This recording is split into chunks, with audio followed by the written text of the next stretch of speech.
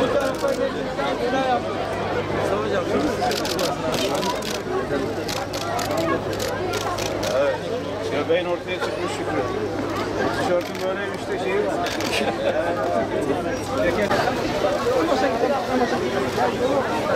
Abi şunu. Gel abi gel.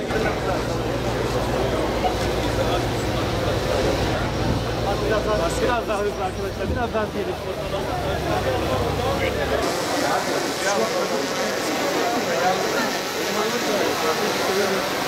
Biraz hızlanın, biraz hızlanın. Biraz hızlanın.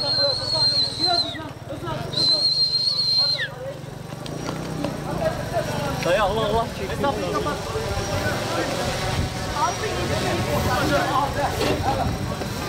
Arayı kapat.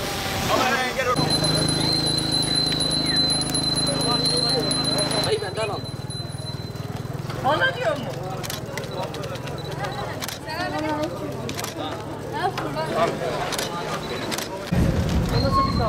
Hocam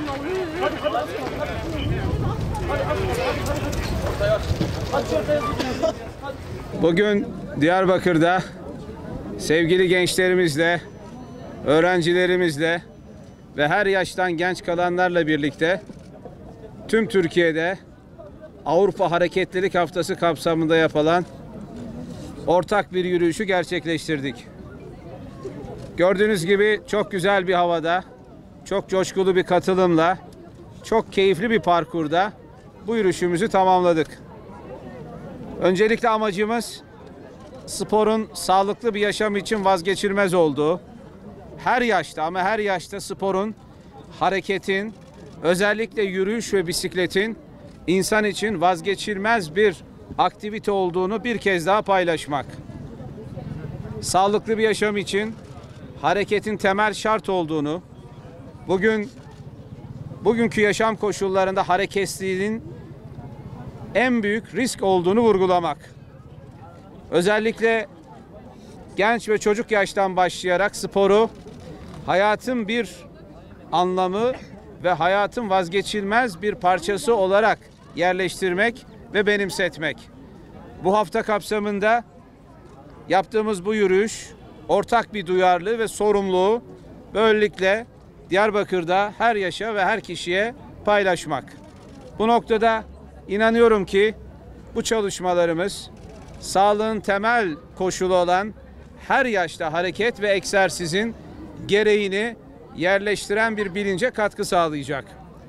Ayrıca biz hem valilik hem de Büyükşehir Belediyesi olarak spor yapma altyapılarını geliştirmek, güçlendirmek, her yaşta her spor yapmak isteyenin beklentisine dönük fiziksel spor altyapısını Diyarbakır'ın her köşesinde güçlendirmek istiyoruz.